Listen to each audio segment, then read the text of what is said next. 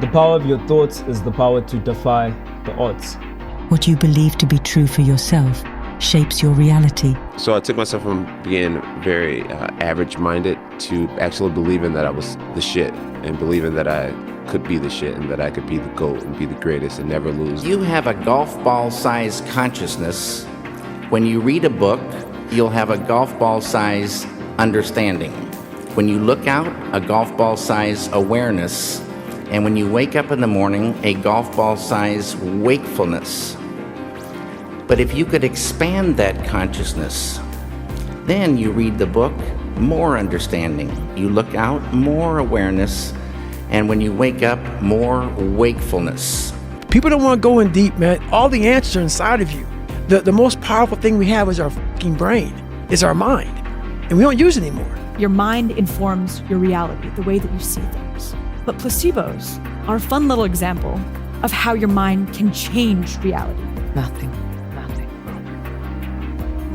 But your own consciousness. Nothing you can do to stop me from coming at you round after round with the most malicious techniques I know. You will lose this fight, Daniel Cormier. I want you to believe it. Every ounce of training you put in leading up to this fight will be a waste of your life. By unanimous decision, and still the undisputed UFC light heavyweight champion of the world.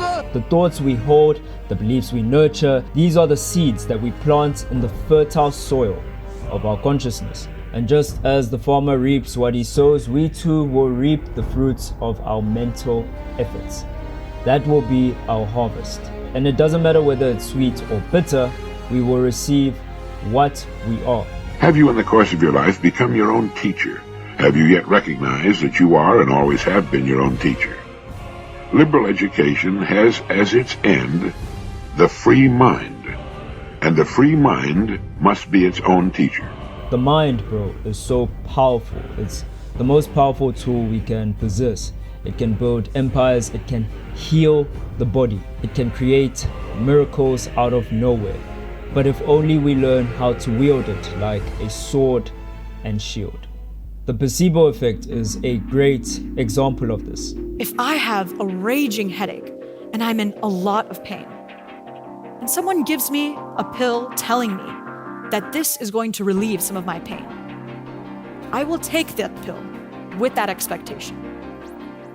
And lo and behold, even if that pill is made of sugar, it will actually reduce some of the pain that I'm feeling. Boom! I'm gonna show the world that everybody is able, instead of being powerless, to have power over his own system.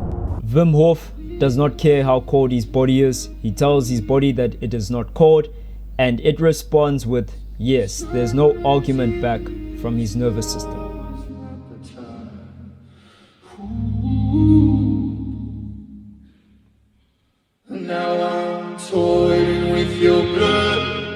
In the quiet solitude of a snow-covered cabin in Wisconsin, Justin Vernon deals with the pain of the breakup of his band and another breakup with his girlfriend.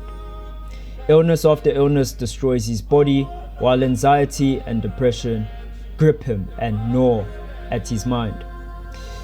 He'd only realized the latter a lot later in life. It was a time of deep despair, a winter of the soul of sorts. But then something miraculous happened. Sun Tzu would contemplate the psychological aspects of war. One of his most profound observations was known as the death ground strategy. Basically, if you ever need to perform well, you can put yourself on what's known as death ground. This is basically putting your back against the wall and giving yourself no other options than to kick out and fight for survival and success. This will make you try your best. In a sense, Justin Vernon, or Bon Iver as he's later be known as, was on death ground when he produced this album for Emma. The haunting melodies that came from it somewhat resonate his mind state, but they also just came to him after a certain point. He describes his time in this cabin as shedding his old skin. He had had enough of his old self, and he changed his mind about himself. And as soon as he changed, the world changed around him. He healed, he got signed, he worked with Kanye West. I'm up in the woods. I'm down on my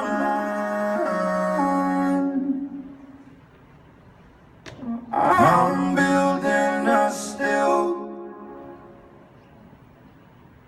to slow down the time. Now, if you believe in any higher power, that power is waiting for you to make the changes to the negative cycle of thoughts that is keeping you in the same place. It's waiting for you to change all of those things in your mind that you know you should change, and grip onto the power that you know that you already have to achieve the things you want. That thing inside of you is waiting for you to hit the subscribe button, because I'm dropping gems right now. The ultimate truth is when you realize that the reality you live in is a result of the thoughts and the beliefs you hold dear.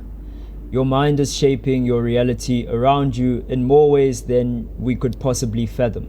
Because of this, it is our duty to take the most positive and uplifting perspective on the issues that we face in life, so that we may prosper and that we may evolve in a way that helps not only ourselves but the rest of humanity. This is Loy signing off. Peace!